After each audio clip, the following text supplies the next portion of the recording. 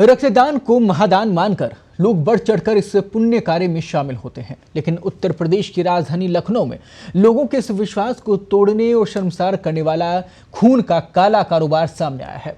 यहां दान में मिले रक्त से सलाइन वाटर मिलाकर उसकी मात्रा बढ़ाने और फिर 2 गुना दाम में बेचने का खुलासा एसटीएफ और ड्रग विभाग ने किया है।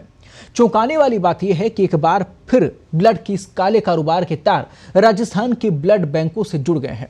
आखिरकार कैसे चलता है ये पूरा खेल, देखिए ये खास रिपोर्ट। खून में मिलावट, बेशर्म कारोबारी, मुनाफाखोरी के लिए हो रही मिलावट, जान से खेल रहे खून के मिलावटखोर। राजस्थान का खून, यूपी में मिलावट। मिलावट कर तस्कर कूट रहे चांदी। राजधानी जयपुर से जुड़े तस्करों के तार। निजी ब्लड बैंक से 1250 रुपए में खून खरीदा जा रहा है।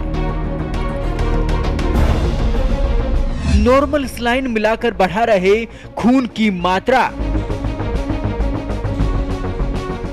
10,000 रुपए में बेच रहे 1 यूनिट खून। रक्तदाताओं को बरतनी होगी सतर्कता। 20 रुपए की नॉर्मल सलाइन यानी कि अस्पतालों में एनएस नाम की ग्लूकोज की बोतल मिलाकर खून के तस्कर चांदी कूट रहे हैं।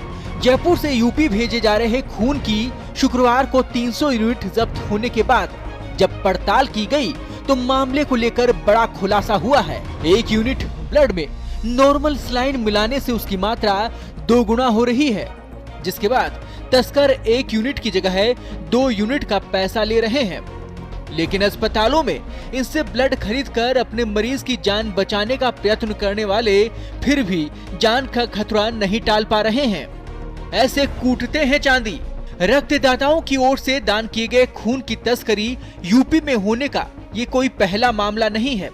इससे पहले भी तस्करी के मामले पकड़े जा चुके हैं। इस गिरोह से जुड़े कुछ सदस्यों को एसटीएफ ने 2018 और 2021 में लखनऊ से पकड़ा था। ये गिरोह खून में नॉर्मल सलाइन मिलाकर उसे 2 गुना कर महंगे दाम पर बेचता था।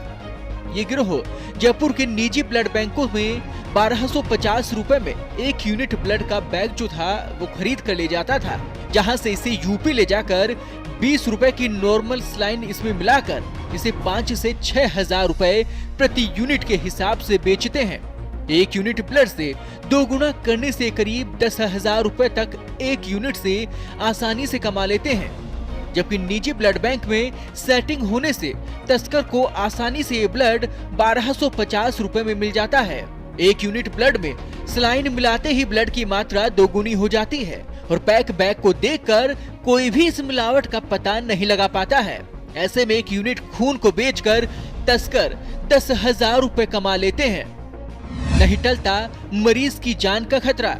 लैब टेक्नीशियन महेश सैनी बताते हैं कि मिलावटी खून से मरीज की जान के खतरे को टाला नहीं जा सकता है, क्योंकि 1 यूनिट खून से मरीज में 1.5 से 2 ग्राम हीमोग्लोबिन बढ़ता है, जबकि एनएस मिलाए हुए खून से 8 यूनिट ब्लड से सिर्फ 3 ग्राम ही हीमोग्लोबिन बढ़ पाता है। साथ ही अगर पैक बैग को खोलकर मिलावट की जाती है तो उस खून को मरीज के चढ़ाने से संक्रमण का खतरा भी बढ़ जाता है, जिससे उसकी जान तक जा सकती है। मिलावटी ब्लड चढ़ाने पर भी आरबीसी या फिर प्लेटलेट्स या फिर हीमोग्लोबिन नहीं बढ़ने पर चिकित्सक को ब्लड बोन डिजीज या फिर बीमारियों का खतरा महसूस होने लगता है, जिससे मरीज को वो अन्य जांचें लिखता है।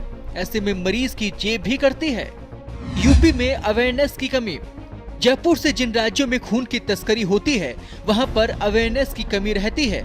राजस्थान में रक्तदाता जरूरतमंद के लिए ब्लड डोनेट करता है, लेकिन यूपी जैसे राज्यों में ब्लड डोनेट करने से अब भी लोग कतराते हैं।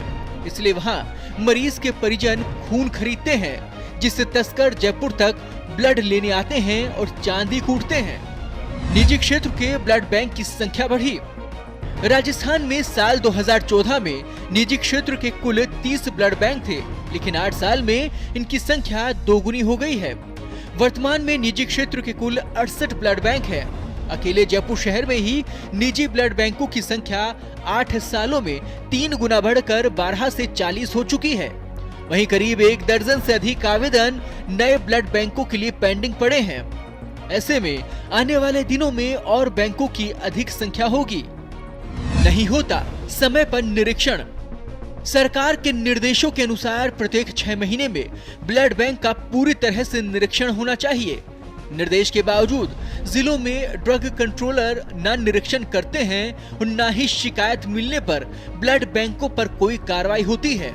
जयपुर के ड्रग कंट्रोलर की ओर से पिछले वर्षों में आधा दर्जन ब्लड बैंक पर बड़ी कार्रवाई नहीं की गई।